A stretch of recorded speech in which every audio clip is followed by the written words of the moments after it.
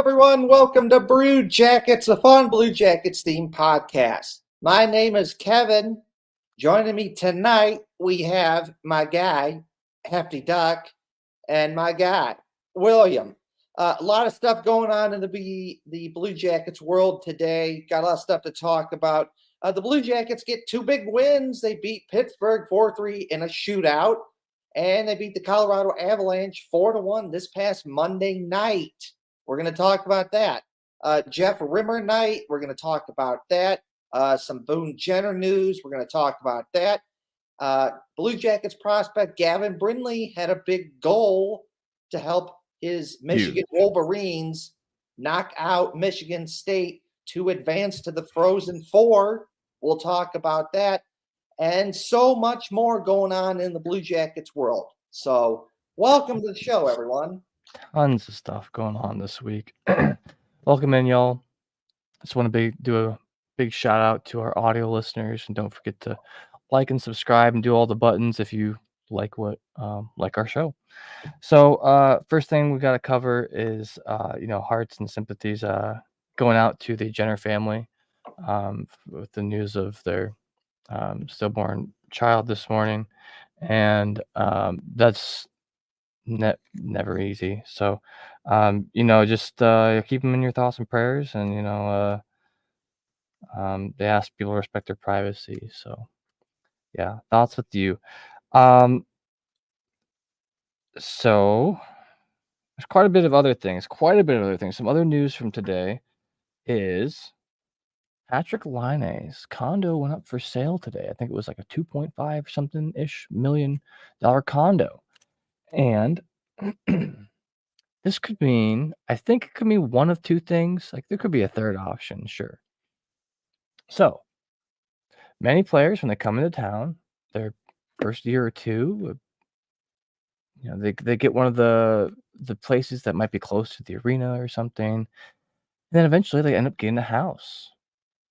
And then they move into said house and they sell their previous domain.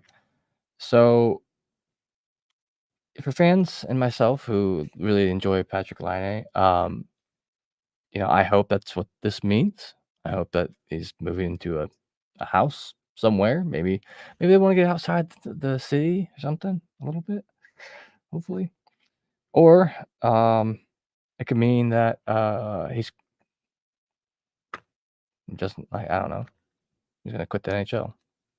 I just highly doubt that. He's such a talented guy. I'm sure he's highly competitive. He's taken a lot of time off this season. I really hope that he returns. What do you think, Kev? You think? I know it's hard to have an opinion right now because we don't really know why it's up for sale. But what do you think?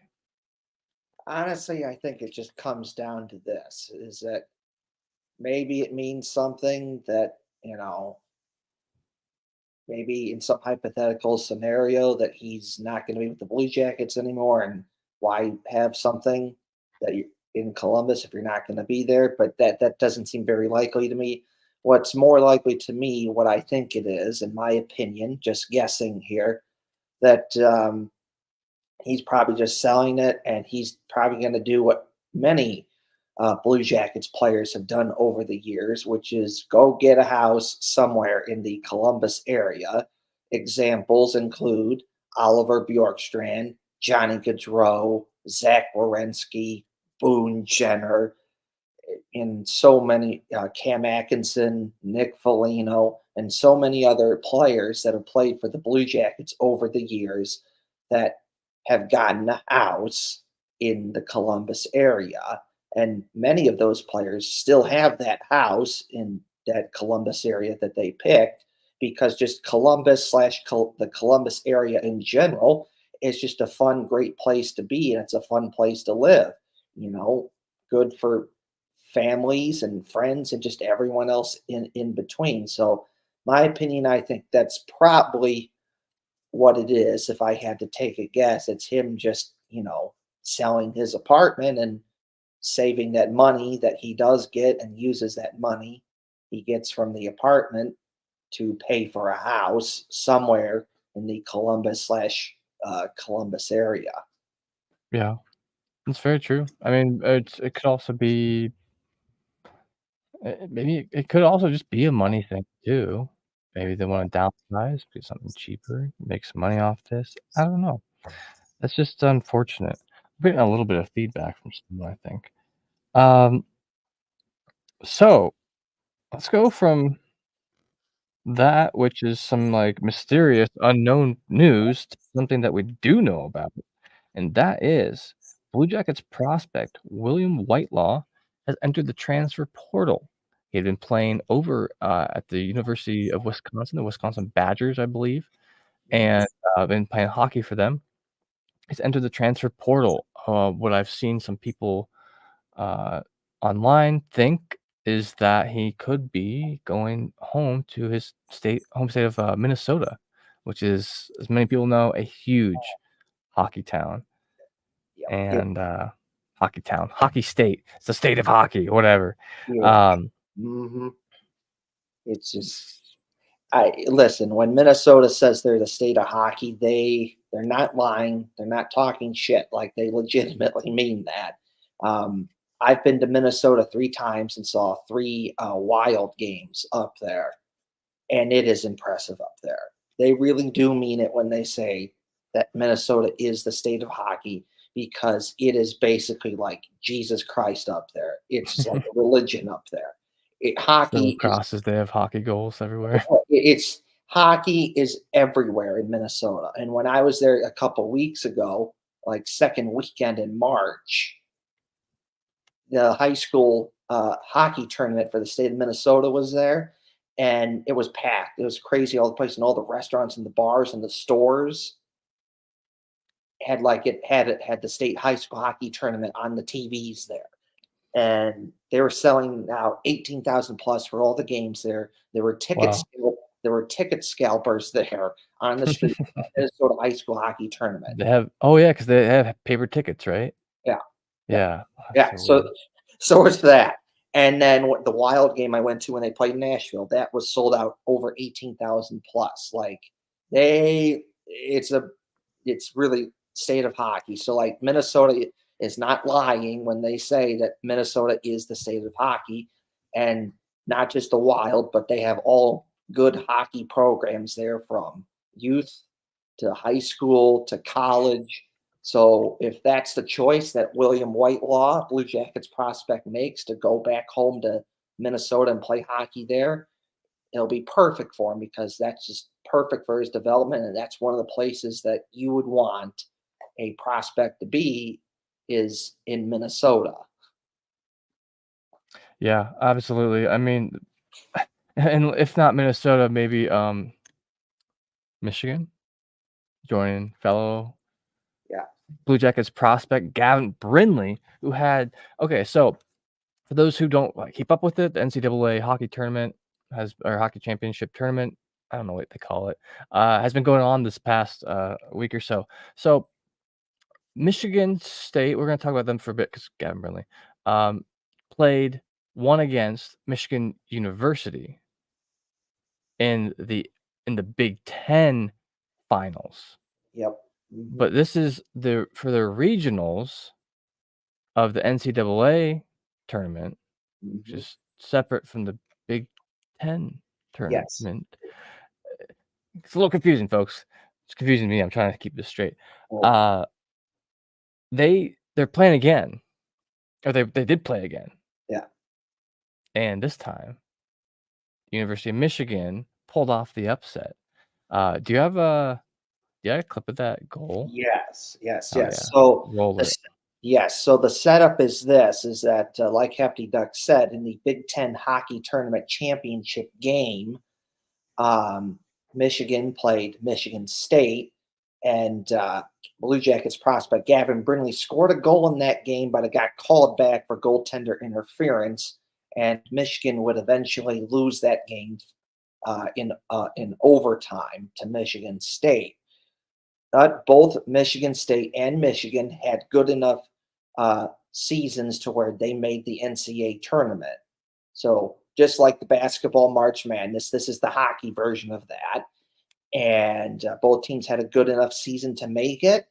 And then both teams were winning games. And then they made it to basically what you would say is the Elite Eight of college hockey, where Michigan played Michigan State again. And whoever won that game would go to the hockey version of the Final Four called the Frozen Four. And Michigan beat Michigan State 5-2, and Blue Jackets prospect Gavin Brindley had a goal in that game to help Michigan win that game against Michigan. against Michigan State. So, To make it even more confusing. so here I have the video, and the setup of the video is that Gavin Brindley scores a goal to make it 4-2 for Michigan, and it's an absolute beautiful, awesome pass that his teammate Frank Nazar sets him up with, where he passes it to Gavin Brindley, and Gavin Brindley scores. So here is the goal right here. And Gavin Brindley is a Blue Jackets prospect, and he wears number 4. So when you're watching the video, look out for number 4 wearing a blue jersey with a yellow number.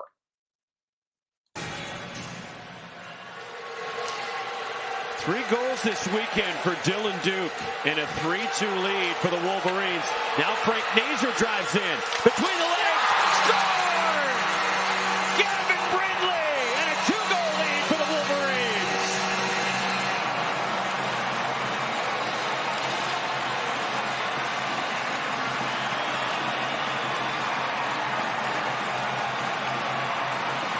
Wow,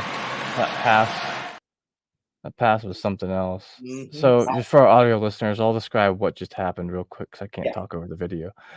So as Kevin said, was his name Frank? Frank Nazar. Nazar is Yeah. going, they win the face-off.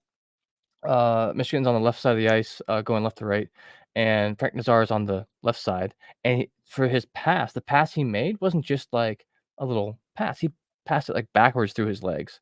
Yeah. He centered the puck there for Brindley. He was just right where he needed to be, right where that pass went. Yep. Beautiful. It is. Roll it one more time. Yes, I will play this video one more time. So again, here is the goal scored by Blue Jackets prospect Gavin Brindley, who plays for Michigan, and he wears number 4. So again, when you're watching this video, pay attention to Gavin Brindley, who's wearing number 4 in a blue jersey with a yellow number. So here it is, Blue Jackets prospect Gavin Brindley scoring a goal.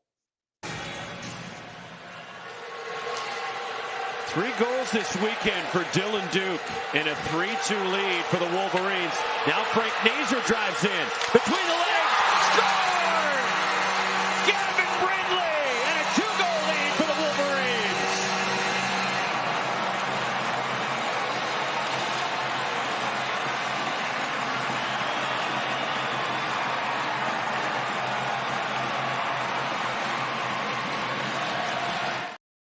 Absolutely dirty. Mhm. Supreme filth.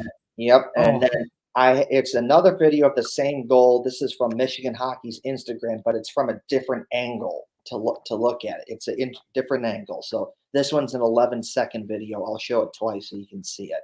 So here's the first time, and like the first 2 seconds, it's really loud.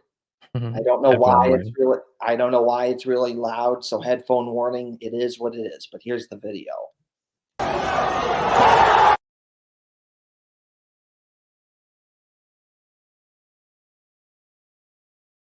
And then there's not audio for the rest of it. That's all right. That's So cool. I'll play it one more time so you can see it. So here it is. Wow. It's just happened so fast. It's crazy too, because when you watch hockey either on TV or you're like in like an upper deck or something, Yeah. it's hard. Like you see everything going on. You see where everyone's moving. Some of the bigger players look slower because they're huge. Right. But when you get down there, like near the ice at all, like it's so fast. It is. Yeah. So another Crazy. Gavin Brindley video. This one is a video of him playing beanbags with his teammates, his Michigan teammates. I thought this was cool. So here it is.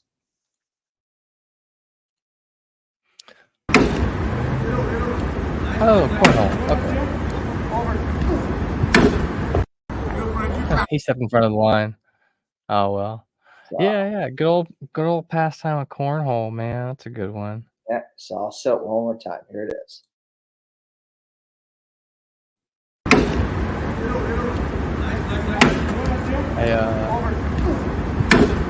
I wonder who he's playing against.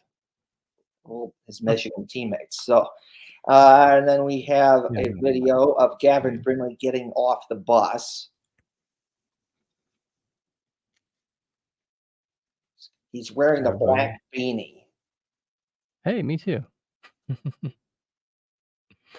Right there, right there. Using their suits. Oh yeah, there we went. Looking snazzy. Yeah, look at that. So snazzy. One more time. So we can, there it is.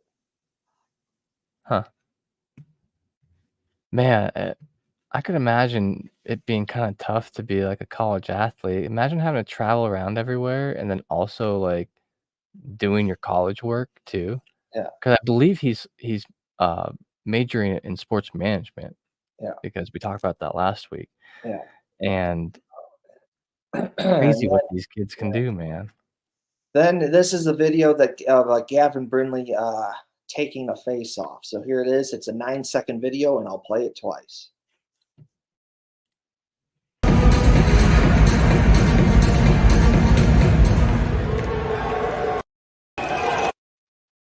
Oh, he won it back through his legs pretty easily too. Yep. So here it is. One more time. Gavin Brindley winning a face off.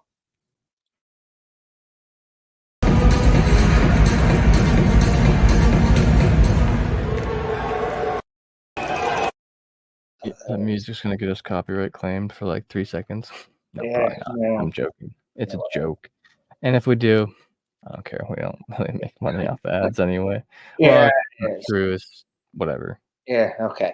And then one last Gavin Brindley video is a 30-second video of him celebrating with his team after the game, after Michigan won 4-2 to get to the Frozen Four. So here's the video of Gavin Brindley celebrating with his team. He's number 4, so look for a number 4 in the video.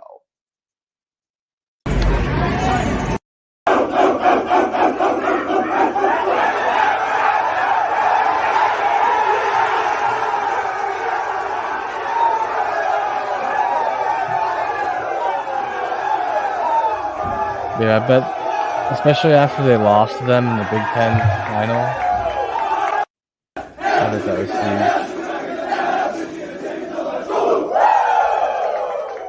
Nice. There he is right at the end. That's cool. So that's all the Gavin Brindley videos that I have for today. There were a couple other ones I wanted to share, but they had copyright music in it, and I'm like, oh, I can't do right that. on. Yeah. That's all right. Maybe we'll edit them for next week. Yeah. So that's all we got for Gavin Brindley. All the Gavin Brindley videos are there, and Gavin Brindley scored a big goal to help Michigan get to the Frozen Four, and Michigan is now in the final Frozen Four next week.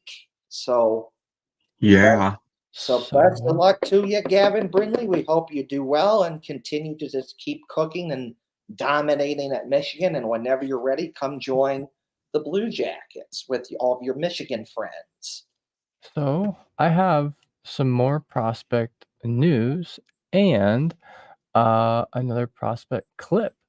So we're about to watch Luca Pinelli playing for the Ottawa 67s. He is the captain of them. And it's the second goal of the game and the game winner. I believe they are playing. I don't have a clue, actually. Sorry. Anyway, here's the clip from the Ontario Hockey League's Twitter. Bulldogs are forced to win one on. And After giving up the... boom. So we'll roll this again because it happened really fast, and I'll describe to audio listeners kind of what went down there too. So, for those of you watching, Pinelli is number 20 here. He receives a nice pass, almost the entire length of the offensive zone, fakes the 5-hole, and goes around the right side of the goalie. That's a pretty fast thinking move too. I mean, yeah, he kind of was like, he almost got to cherry pick it a little bit, but wow, solid. Can't wait to see It what was Luca against Pinelli. Brantford. Sorry, what? I was going to just tell you, it was against the Brantford Bulldogs. Awesome, thank you. And so, yeah, that was pretty cool. Pretty cool. Luca Pinelli's been having a good season this year. Yeah. And so another newbie that I want to talk about real quick before we get to our little ad is oh, you're fine, William. Sorry, just reading messages. Is James Malatesta. So he had his debut with the Blue Jackets a few weeks ago. Oh, also, so did Cameron Butler. So both of those guys had their debuts recently, and we talked about James Malatesta last week. I think his debut night, he had a debut fight, and Cameron Butler only got like 2 shifts, I think, maybe 1 shift. So this is a kind of a funny story, and that's why I wanted to share it. So Cameron Butler was scratched for the Cleveland Monsters game that was going on that day. I don't know if it was in case of something or not, or if he just was extra. They weren't going to play him. I don't know.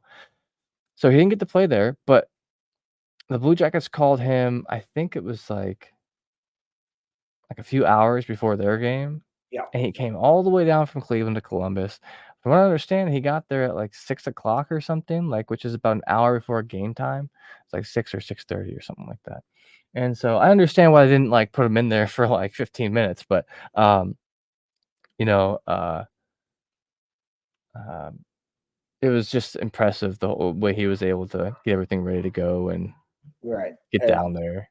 And Pascal Vincent said this in the press conference after the game, is that he was trying to get him in the game and find different spots to put him in the game and everything, but it just was not working out. It's just not how the game was going. And then he even said this is like there's a time where he wanted to get him in earlier, but then he saw Sidney Crosby was out on the ice. He's like, oh, that's not fair to the kid to throw him out for his first shift against Sidney Crosby. So he pulled him back. And then eventually they did get him a spot to throw him out there and give him a couple shifts. And, again, and that's really the only time he played the entire game. And it's not because he did anything wrong, but sometimes just how the game is going will dictate how someone plays, whether it be not a lot or a lot. And in this case, it just dictated that the Blue Jackets had to play different players more compared to a guy like Cameron, Yeah. but in the small sample size, but in the limited time he played there, I thought he looked good. I liked what I saw, but it'll be interesting to see what he can do in the future. Well, maybe with a few practices with the team under his belt too. I'm sure that through the preseason stuff, they do the camps and everything with everybody.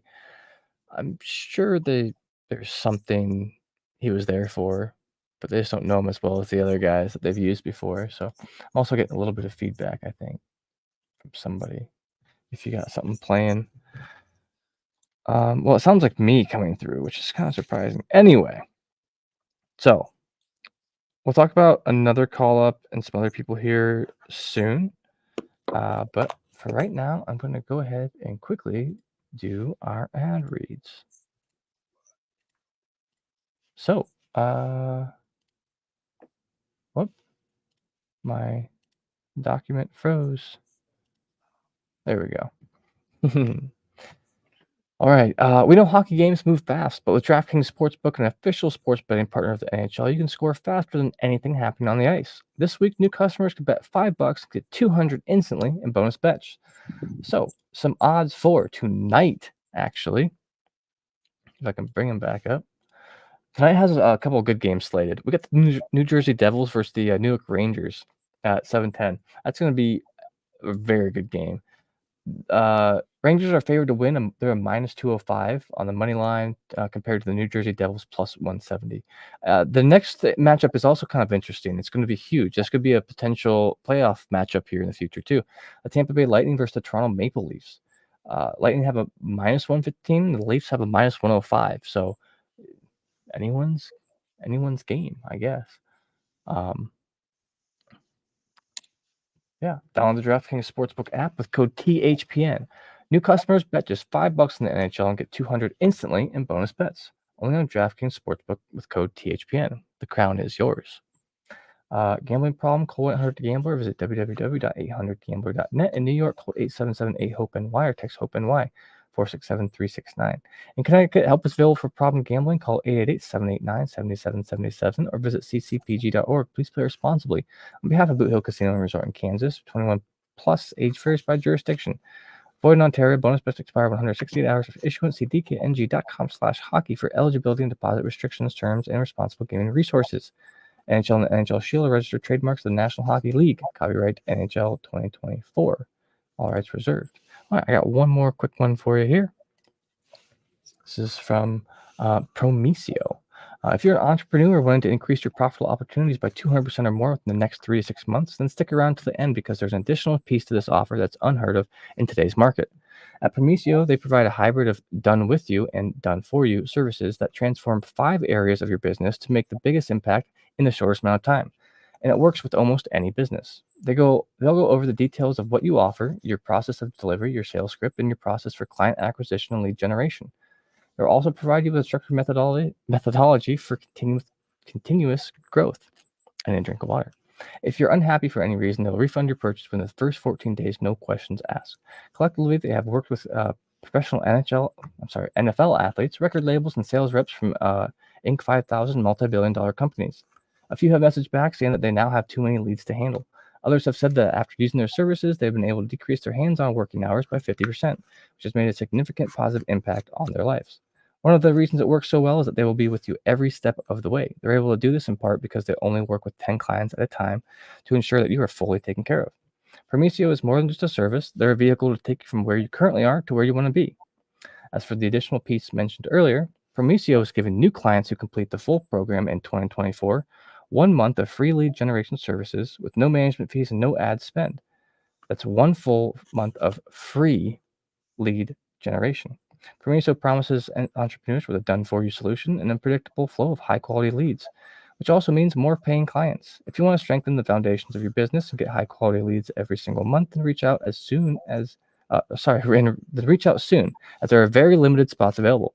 Book a consultation by visiting promisio.co. That's promisio.co. Once again, that's promisio.co. And let's skip back a little bit because we always talk a little bit about Ohio sports. There's other sports to bet on too. Yes. Baseball is back. I'm so excited. I'm literally watching the Guardians right now against the Seattle Mariners. They're up 8-0 in the bottom of the ninth. Oh my God.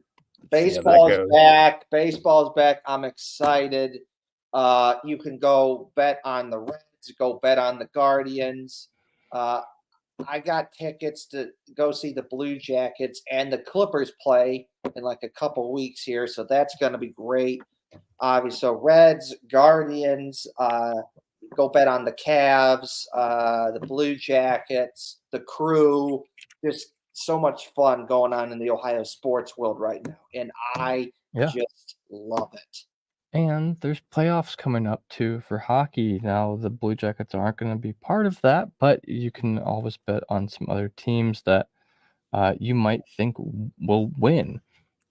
Real quick, way too early prediction to who could win the Stanley Cup. Yeah, What's yours?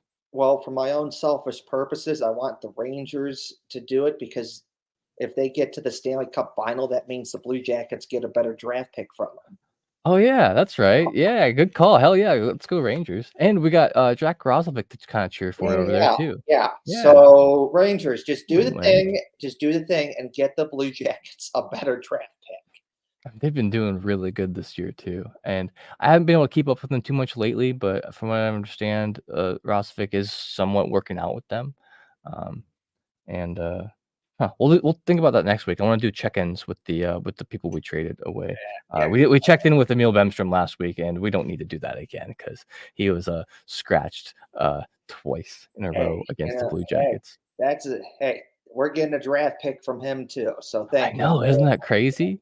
But then, okay, so we have to talk about Alex Nylander right now again. Okay, this guy is absolutely on fire. I don't know what this dude's eating for breakfast, but like he got 2 more goals.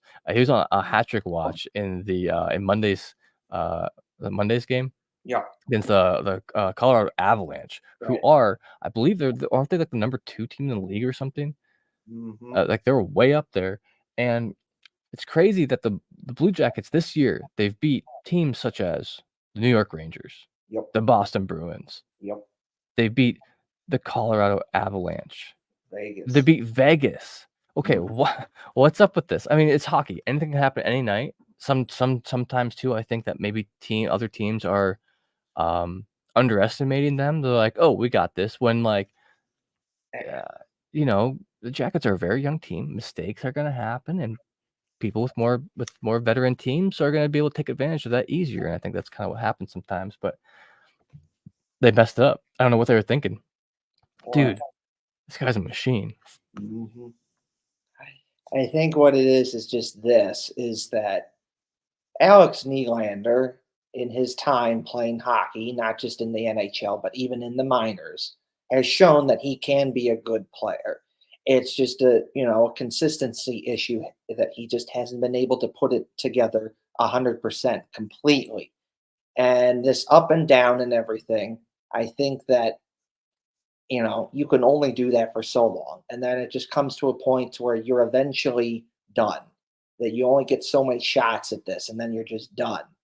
And in my opinion, I think that Alex Nylander is coming to a point to where he's realizing that if he doesn't do this now with the Blue Jackets, then he's probably not going to get another shot again. And if he does get a shot, it'll probably be in some like European league over in Europe, whether it be like Sweden or like Russia or something like that. Yeah, So yeah. like now, so that's probably a little extra motivated to do a little bit better.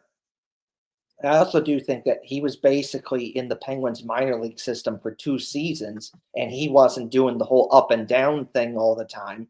And I think that consistency also helped out his game because he didn't have to worry about being called up or being sent down. He could just go there and just focus on playing his game and just have a fun time. And And that's get big minutes instead and of get few minutes on the right you know and get yeah. and get big minutes, and I think that certainly helped as well. And then when you look at it, everywhere he's been with the Blue Jackets, he's been awesome. He started out on the third line with Kent Johnson and Cole Sillinger, and then Kent Johnson goes down. He stays on that third line and still is good. And then he gets bumped up to the first line with Boone Jenner and Johnny Gaudreau, and he looks awesome. It's just a credit to him, and it'll be interesting to see how this goes into next season if Yeah, he's still with the Blue Jackets, and one would think the way he's playing, he's still probably going to be with the Blue Jackets. So it'll be yeah, interesting to see how this goes if he can keep this going. Because for now, he's playing awesome, and it's just looking like an awesome trade because he can. He's like offense, a little bit of defense, but the thing that you notice about him is that the dude can skate and he works his ass off. And I think in part that's a big reason why he works so well with Johnny Gaudreau and Boone Jenner, because Johnny Gaudreau knows that he's got 2 guys in Nylander and Boone Jenner. They're going to work their ass off and get the puck back either to Johnny Gaudreau or Boone Jenner. And it just yeah. works out so well. So it'll be interesting to see how it goes and keep going. Alex Nylander, you're so fun to watch. 10 goals in 17 games with the Blue Jackets. It's awesome. Just keep going. Dude, it's literally double the amount of goals Emil Bemstrom had in 32 games. Double. And, I'm not saying, I mean, Emil's obviously got great talent, or he wouldn't even be in, where he's a healthy scratch on an NHL team. But realistically, 32 games, 5 goals, 6 assists, compared to Alex Nylander's 17 games, 10 goals, 3 assists, is just insane to really think about. And now, granted, Emil does have 1 goal and 2 assists or something for the Penguins, but he hasn't been able to, quite prove himself there yet.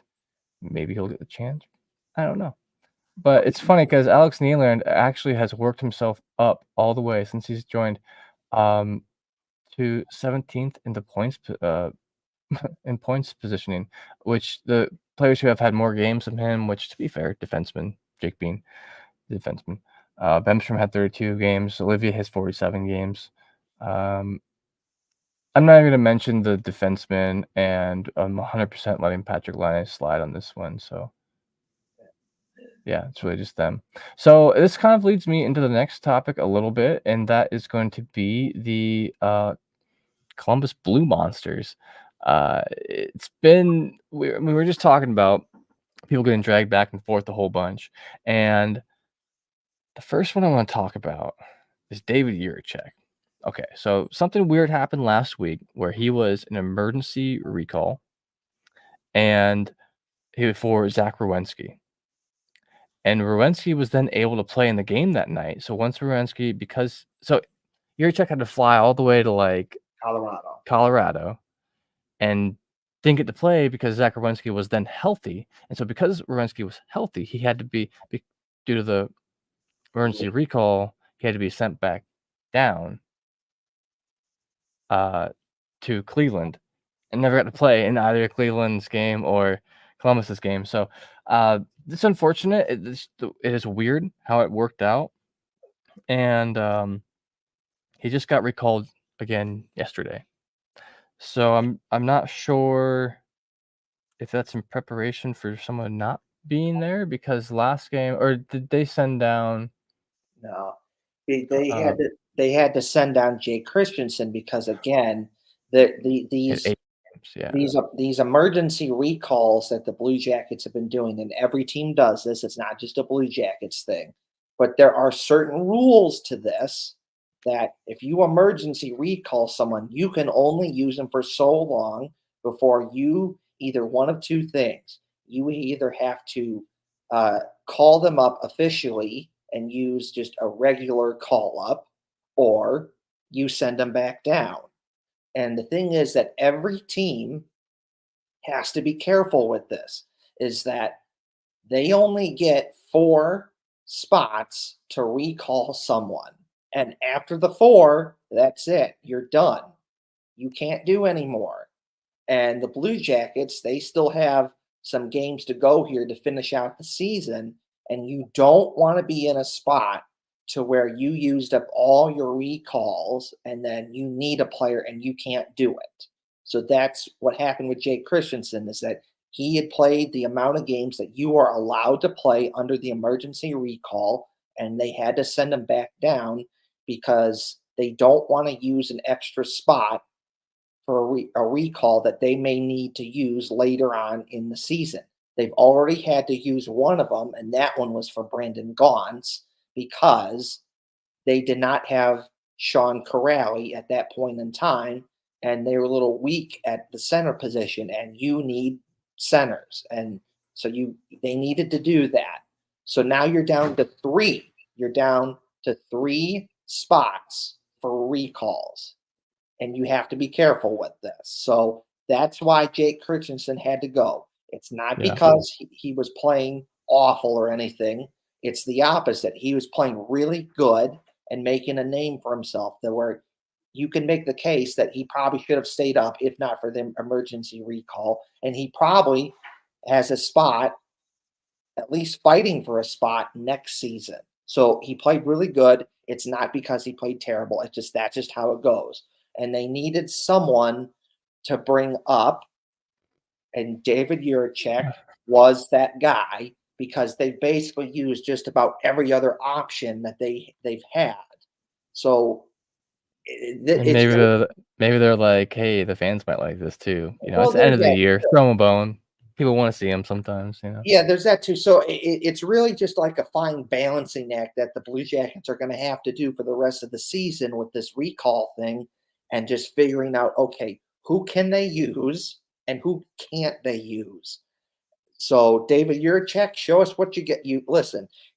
It's been the moments you've had with the Blue Jackets. It's been a little hit and miss. Some bad, some good, but the good has been really good, including scoring your first goal back in October against the Rangers. And you've had some real good moments, and you played really good for the Monsters down in Cleveland. So now this is another shot to show us what you got, because you will be eventually with the Blue Jackets full time, which is most likely next season. So show us what you got, kid, because you look pretty good. Or he could be a very valuable piece and could end up on another NHL team somewhere. It's possible. So there's quite a few people out right now, as you were talking about some other call-ups. We'll start from the top here. Adam Boquist is out. He did not play in Monday's game. Upper body injury. Chinikov is out. Upper body injury. Did not play in Monday's game. He's been out since March 12th. Anyway, so Adam Fantilli is still out. I've seen him walking around. Still had the boot on when I seen him, but looking like he's walking good. I also saw Chinikov walking around. He's looking pretty good too. Boone Jenner is going to be out. Take all the time you need. Take all the time, because I know originally he was out because he was sick and got that illness. So then you throw in the very unfortunate situation with the kid, and it's like, well, you got the illness, and it's a very unfortunate situation with the kid, and it's like, well, take your time. Take your time. It could have been not the illness, but he's going to be out for a while. No worries there. Kent Johnson, he's out with his shoulder. We're not going to see him back. Originally, I thought it was his collarbone, but maybe that was Chinikov. Whatever. Crowley suffered a lower body injury in the loss to Montreal on the 12th. And I saw today that he's practicing. He's in a white jersey, which I believe is a non-contact jersey. And I also heard that Danforth was not at practice due to illness. So whatever. We'll find out for sure tomorrow. No, it's Laine with a collarbone. That's right. Right? Wait, all these types of injuries are absolutely messed up. Laine's in the player assistance program. We talked a little bit about that earlier. Good luck to you, Laine. And then Merzlikins was out with a lower body injury, which meant they called up Jet Greaves again. And personally, if for whatever reason, whatever were to happen, if we had a tandem of Tarasov and Greaves next year, maybe not a tandem, but Tarasov starting and Greaves backing up. If that had to happen, I don't think I'd be very disappointed. No. Tarasov's playing amazing lately. This leads me right into talking about Tarasov, because since February 21st, he has a 935 save percentage, and he's been great. He's been amazing. So the other night at the end of the game, fans were chanting Tarasov, Tarasov. It was so cool. It was the vibes in there were electric. It was really cool, and I got something to show you because this one's kind of funny. That's right.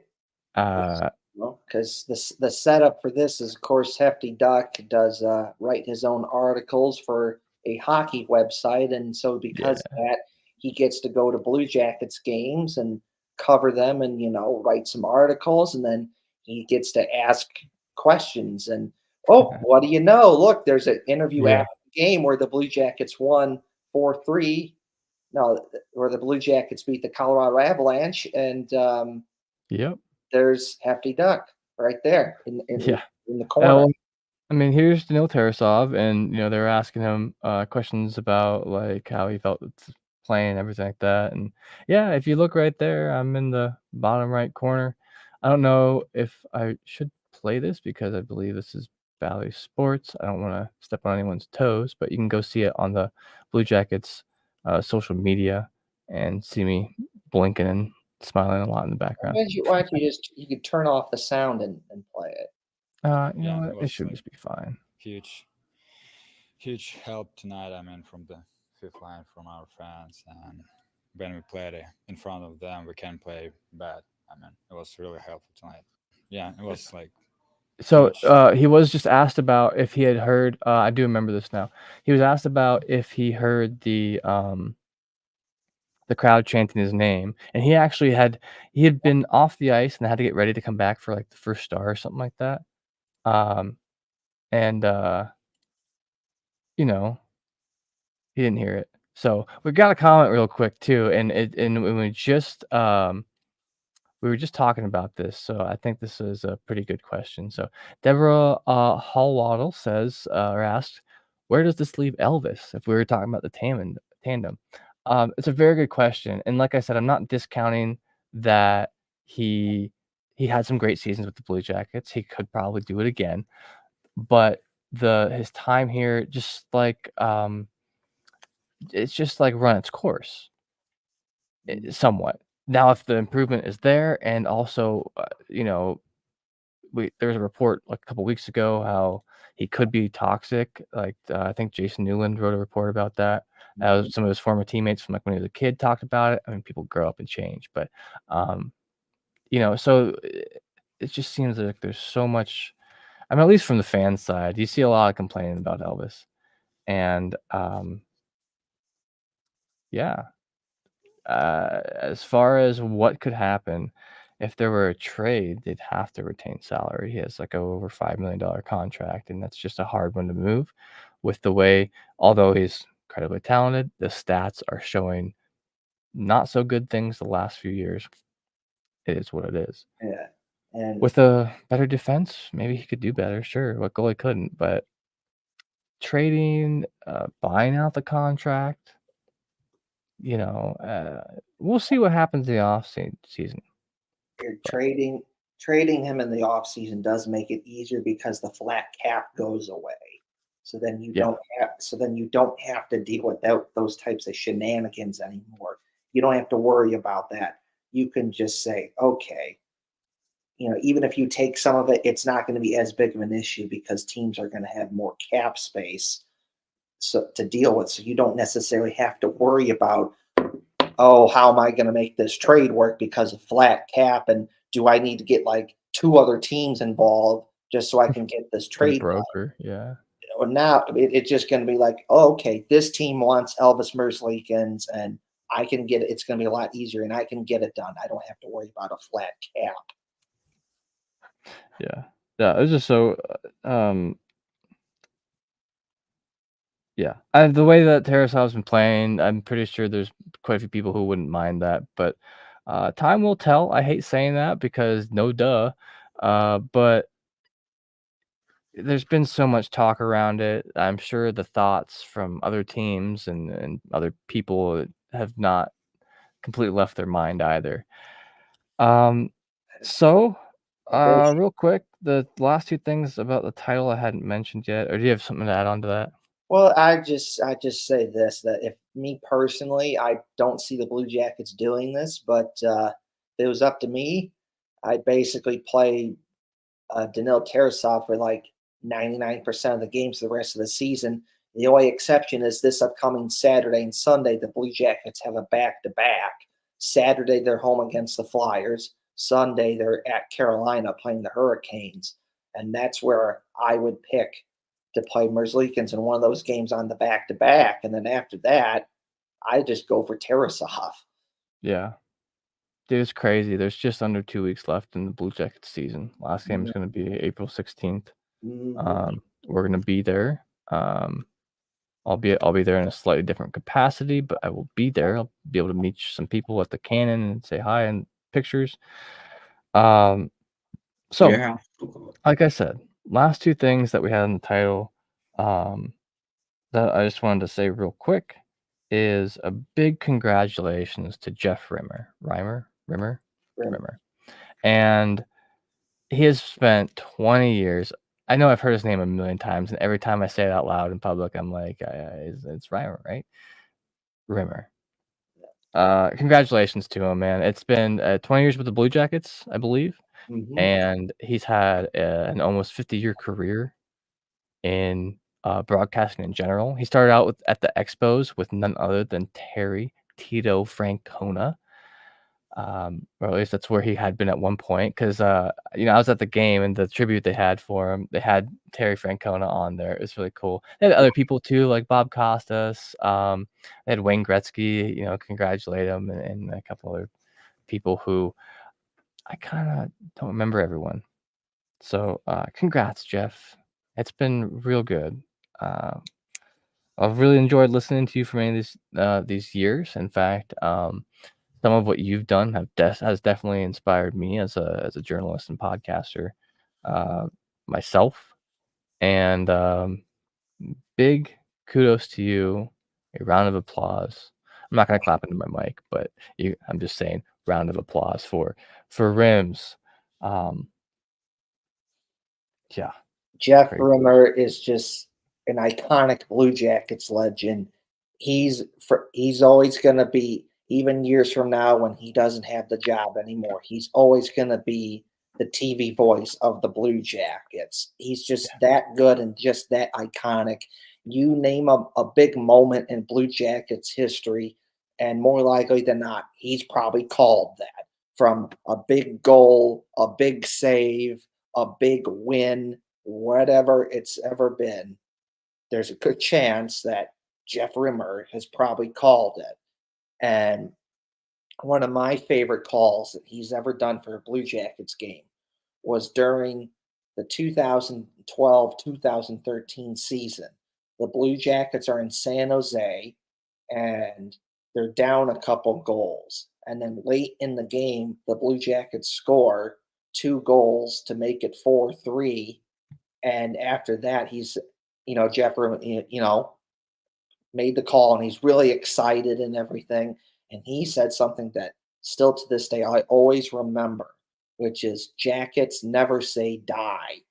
And that's really, and real ever since that point, that has really been had that you just can't, no matter how the game is going, they could be down 5 goals or up 5 goals. You just can't count them out. And there's been so many times in Blue Jackets history where they've made a big comeback and won a game. And whenever that happens, a lot of times when I post about the game on social media, I put his words, Jackets never say die. It just, and I just love it.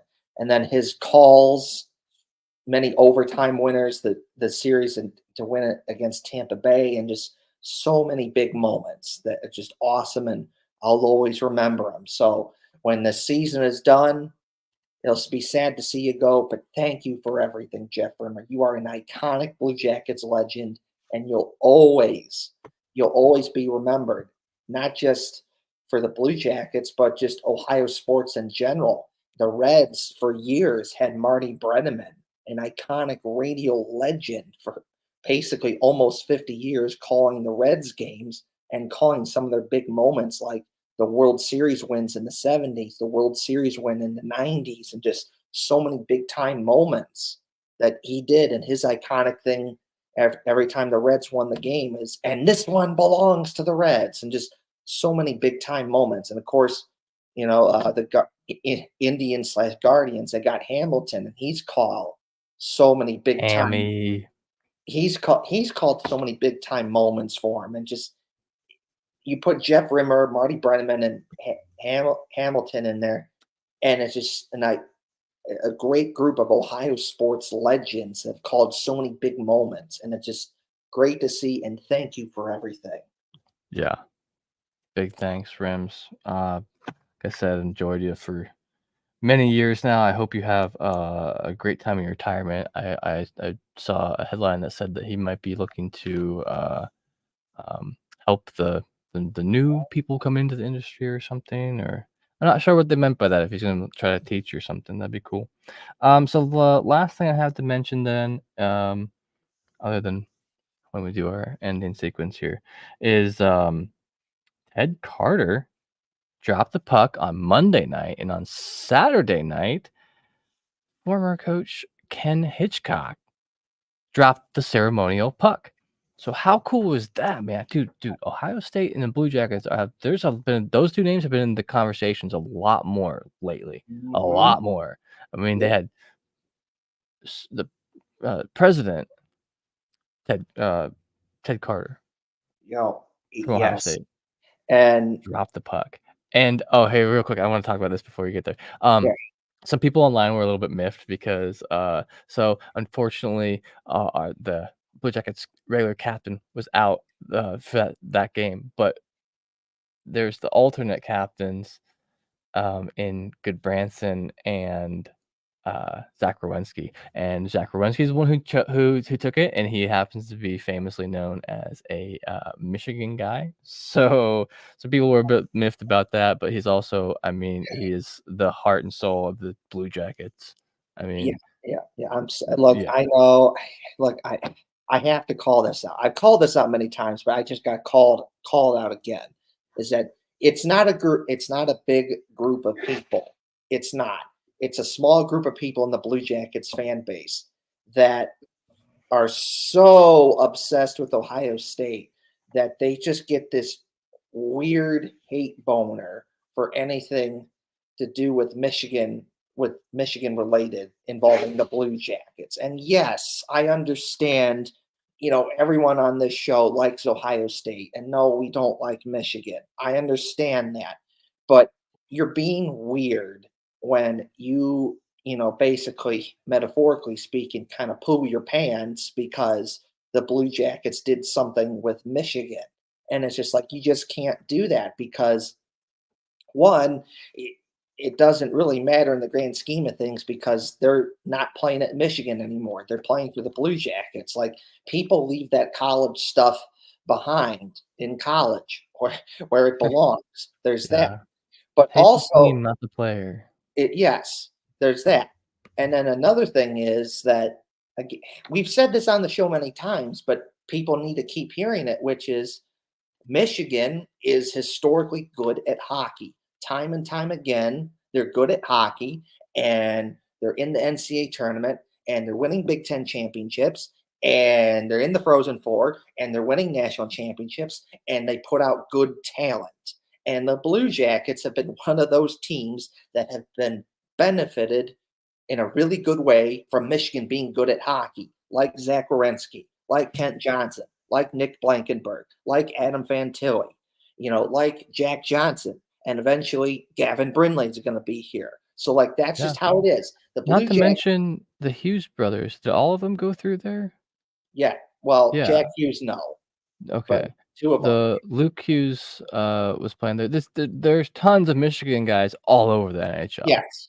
but So it just so happens It our team's so in so Columbus. please, so to the people out there in the Blue Jackets fan base that are really obsessive about Ohio State and really don't like Michigan, I understand why you feel that way, but please don't get upset at the Blue Jackets and poo your pants when the Blue Jackets acknowledge Michigan, because that's just how it is. They're good at hockey, and the Blue Jackets have benefited from that. So that's just kind of how it is. It is what it is. You just have to accept it and move on. And another, again, I said this last week on the show, and I'm going to say it again, and I'm going to keep saying it again and again and again and again, which is I just absolutely love what Ohio State is doing with the Blue Jackets right now. They're being so awesome and so nice to them and just treating them with dignity and respect. And I absolutely love it. I really do. Because unfortunately, that hasn't always been the case. There's been, for many years, unfortunately, Ohio State has been absolutely terrible with the Blue Jackets and hasn't been very nice to them and treated them terribly. And that really upset me. the Blue Jackets have gone out of their way to support Ohio State over the years, and generally speaking, over the years, they really didn't get anything out of it, and that upset me. But now, in more recent years, Ohio State, I love you. I always have. And I love you even more now because you have been way better in regards to being much more nicer to the Blue Jackets and how you treat them with dignity and respect. And I A love lot of that. the people switched out. Well, that I know that had something to do with it as well, but I'm just talking in a general sense. Just generally speaking, that I just love it that you are so much better to the Blue Jackets now. I just love it. Nadine Muzzerall working with the Blue Jackets at the development camp last season, and then Nadine Muzzerall doing other stuff with the Blue Jackets this season. Nadine Muzzerall being the head coach for Ohio State women's hockey team. And then, of course, the Blue Jackets getting a hockey game at the Shoe. That's awesome. Thank you, Ohio State, for helping the Blue Jackets get a hockey game at the Shoe. And there's just so much fun stuff that I just love.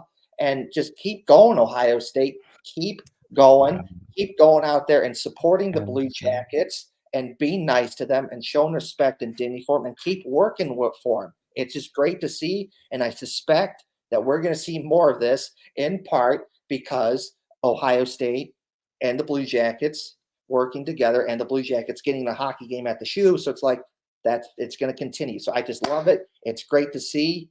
And yeah, it's just great. Hell yeah, brother. Yeah, I'm stoked. I got one more thing to say, but I'm gonna do it when it comes back around to me. And I'm so sorry, William. I just didn't have very much to ask you tonight, man. But It's all good. anything you want to shout out? I know the FHL and all that. We do have FHL tonight. Are you? So I watch FHL. And then check it out. We'll share it on Twitter. All right. And then also go follow me on Twitter at that one CBJ fan, TikTok. Go follow the Blue Jackets TikTok or Kick. Go follow everything. And also next week, Tuesday, be on the lookout on my account. I'll be saying stuff live from the Jackets Lightning game in Tampa. Nice. Hey, that's pretty cool. Make sure you take a bunch of pictures. Yes. I will. Just wait. I got a lot planned. Hell yeah. Well, dope. Well, we'll move up to you here, Kevin. And so do your finals. Yeah.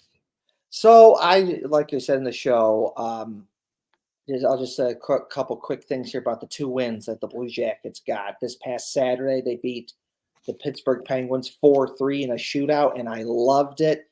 Good game there. And what really impressed me is that you go down 3-1 pretty quick in the third period, and it's not looking pretty good there. But you know what?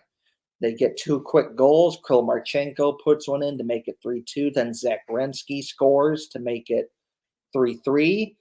They had some chances to score in overtime. They couldn't get it done, but they got it done in the shootout.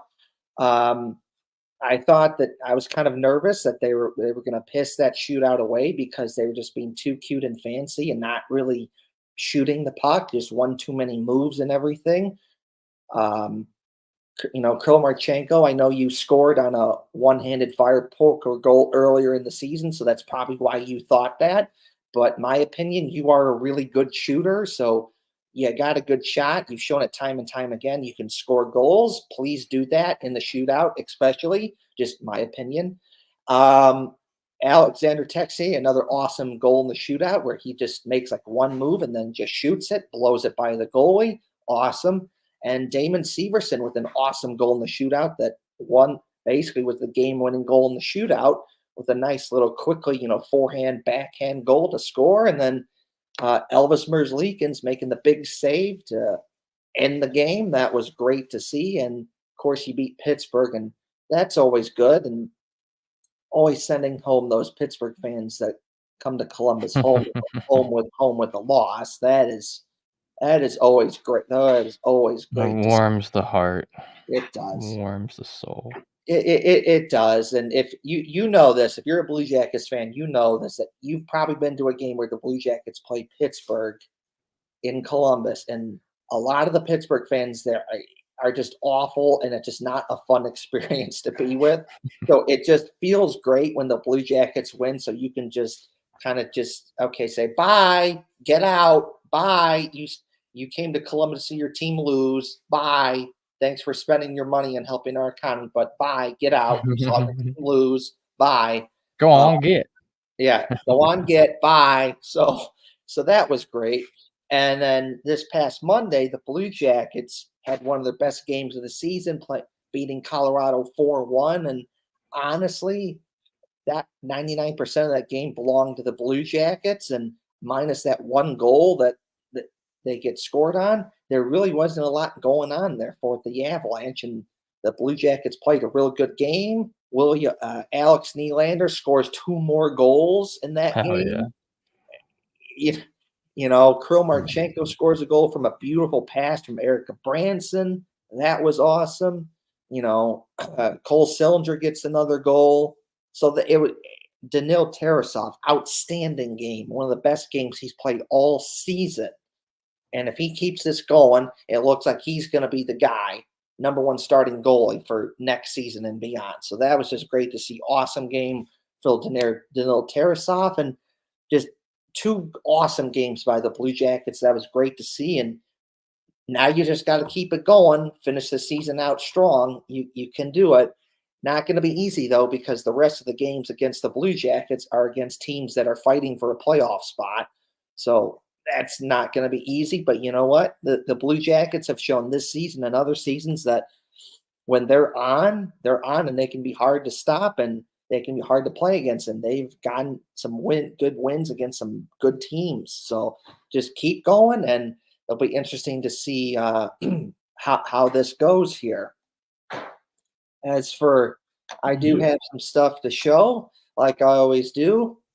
Blue Jackets getting an outdoor game. So here is the video that the Blue Jackets posted to promote the outdoor game. And I'm going to be playing this video every single show until we get there, March 2025. So here's the video. Delete the cease and desist. No, we won't. No. Well, in that hypothetical scenario, I'd stop. Don't want to get sued by the Blue Jackets. Hypothetical scenario. But until then, we're going to keep playing it. So here's the video from the Blue Jackets that they played to announce the outdoor game.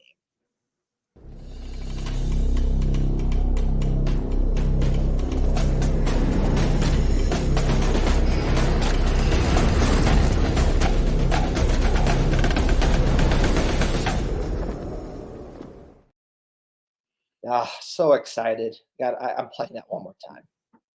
Mm-hmm.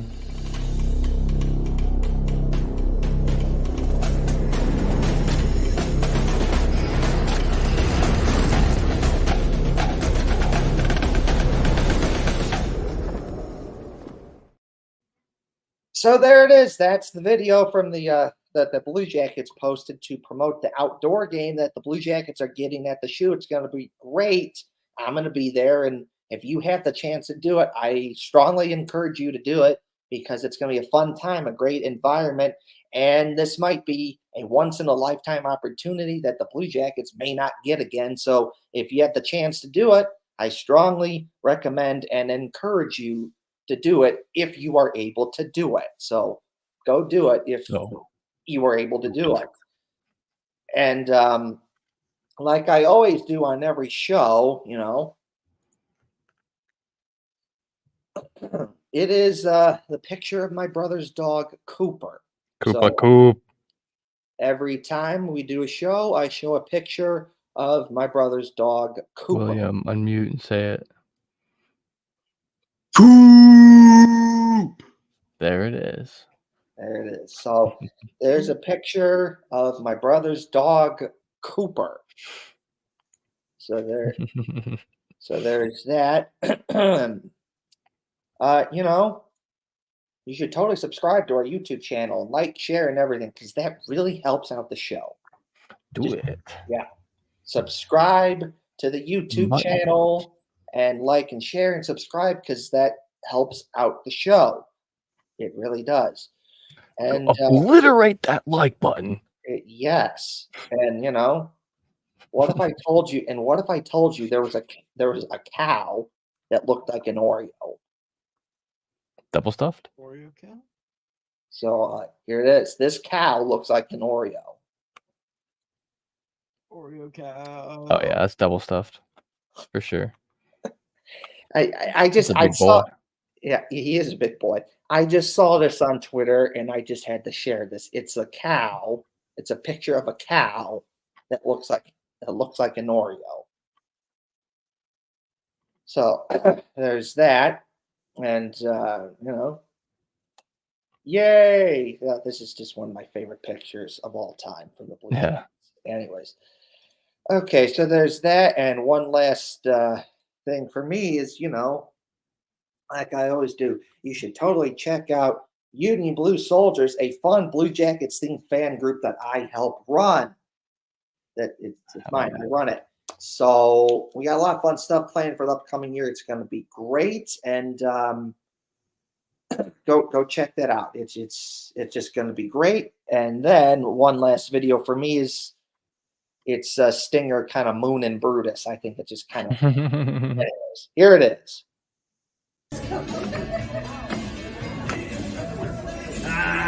Take that. And whatever. We're playing one more time. Who cares? Take that. So, anyways, I'm done talking. I've done a lot of talking, so I'm done. Oh yeah, brother. Well, I got one thing to say yet, and this is gonna be a little bit of a rant, but personally, I think it's a well-deserved one. All right, here's a bit of advice for those of you out there. Don't be that fan. Don't be the person who's sitting there in front of me, tilting their phone to get me directly in the middle of their phone and taking pictures of me at a game. This is the Pittsburgh Penguins game on Saturday. I went to as a fan, and I was up in the top row on section 217. And I was surrounded by Penguins fans. No surprise, that is what it is. I don't like it, but they bought tickets. It's not like their money's not good. And I will say, I'm going to preface this. I met and made friends with some Penguins fans that night. The guys to my left of me were hilarious. We got along great. We were yelling things. It was great. It's a great time. Met a guy, outside who was awesome. Shout out Robbie, who thought that the third jerseys should be the main jerseys as well. I think so too. But this lady in front of me was there with her husband and her I'm assuming son. He was probably in his 20s or something. And he's wearing Crosby jersey, and I know they're Penguins fans by that. And I don't know what this lady was trying to do. I have no clue. Because till the point where I saw her taking my photo, and very blatantly, I mean, you know how like on your phone the little yellow boxes show up for faces?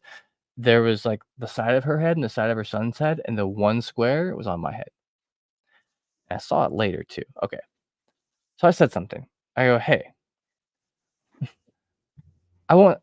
this is exactly how I said it, actually. I'm like, hey, that's really weird. Can you stop taking my fucking picture, please?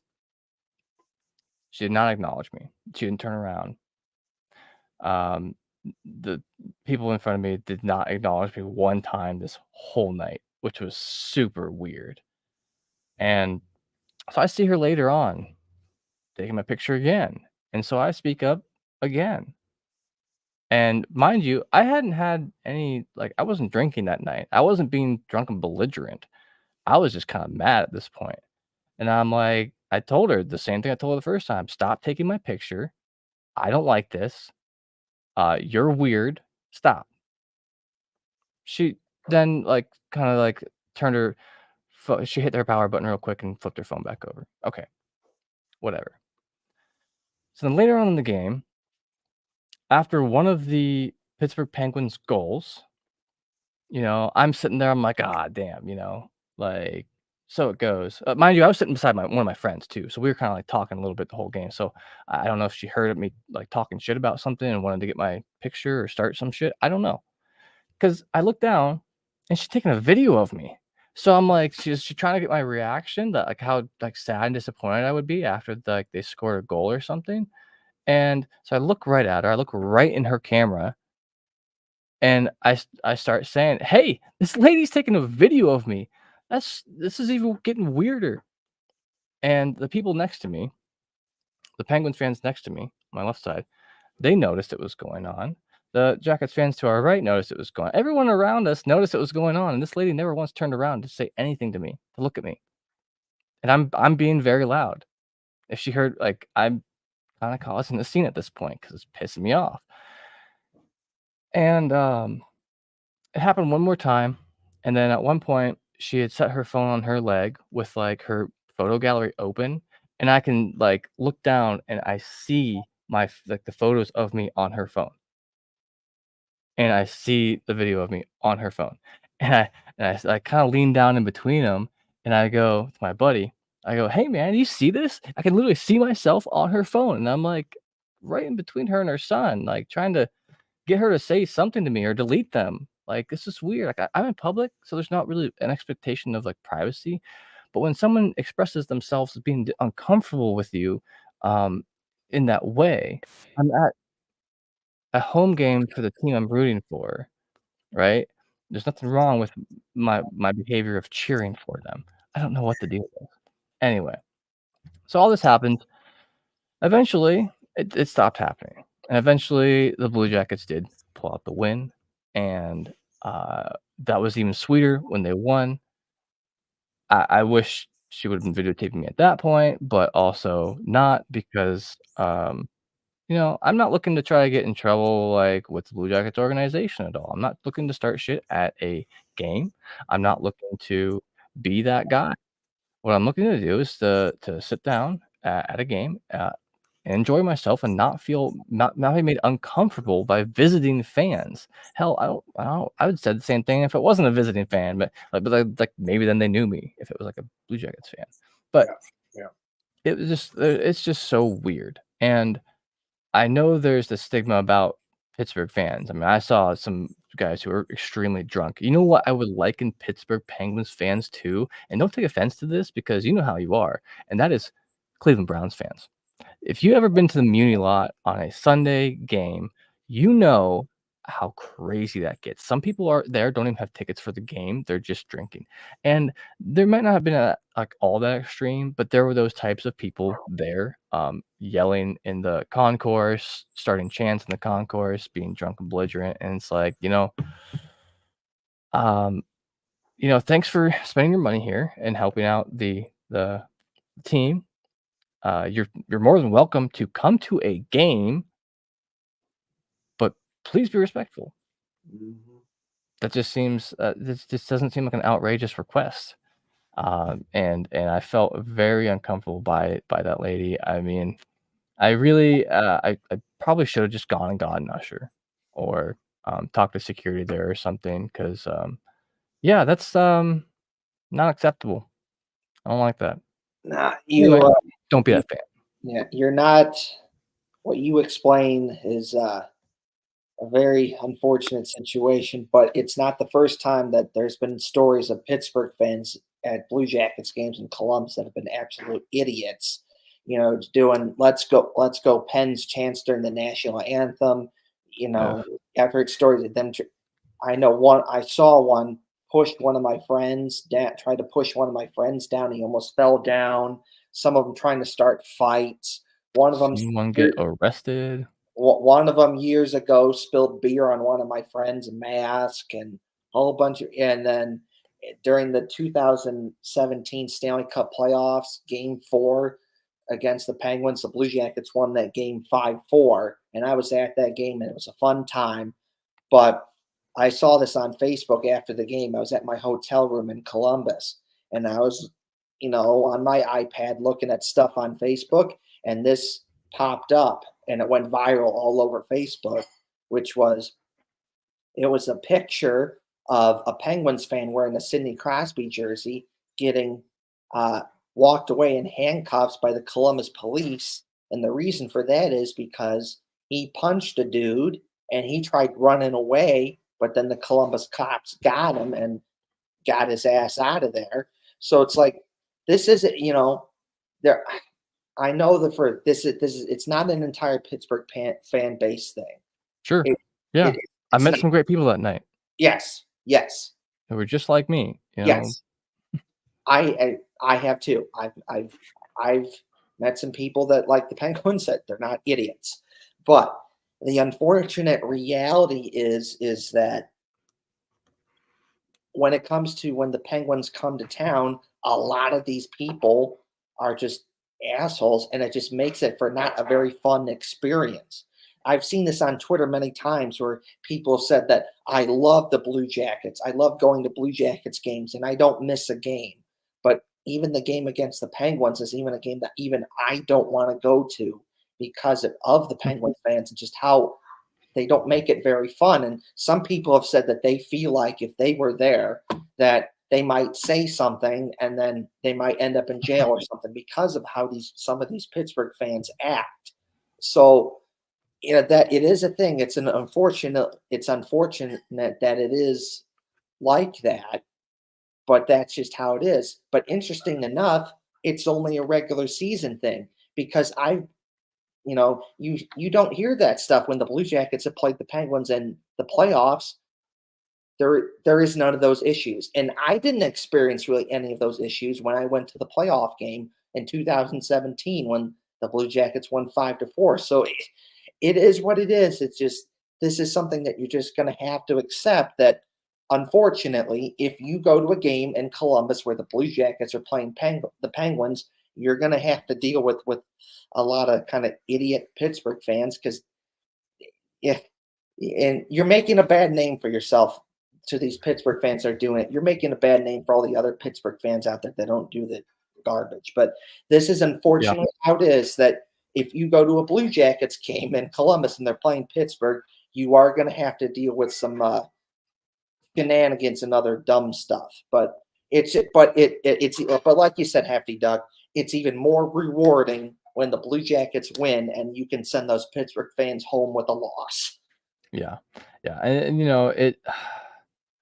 it just, like I said, made me incredibly uncomfortable. It was not cool. And like Kev said, it's not all visiting fans. It's not all Penguins fans. When I saw the Detroit Red Wings earlier this year, I sat right next to some fans that were fantastic. They were great. They cheered when their team did something good. They beat us that game, and I didn't feel like, man, these fan guys are being a jackass. And to be fair, like the majority of Penguins fans I was around that game, I made friends with them. Yep. It was like this one person. Anyway, I just had to, get that out there, let people know. I made some tweets about it, and I didn't fully explain exactly what was going on. I wanted to explain that a little bit. But anyway, this has been an episode of the Brew Jackets. Don't forget to follow, like, do all the things that we talked about earlier with the buttons. I don't know. That's kind of a stupid way to say it. Sorry, but that's it. That's what we got. So we'll be back here again on Wednesday, April 10th at 6 p.m. Eastern. Be on the lookout for us at I will be at next game. We'll be at the this game on the 16th. We'll talk about that more next week. Until then,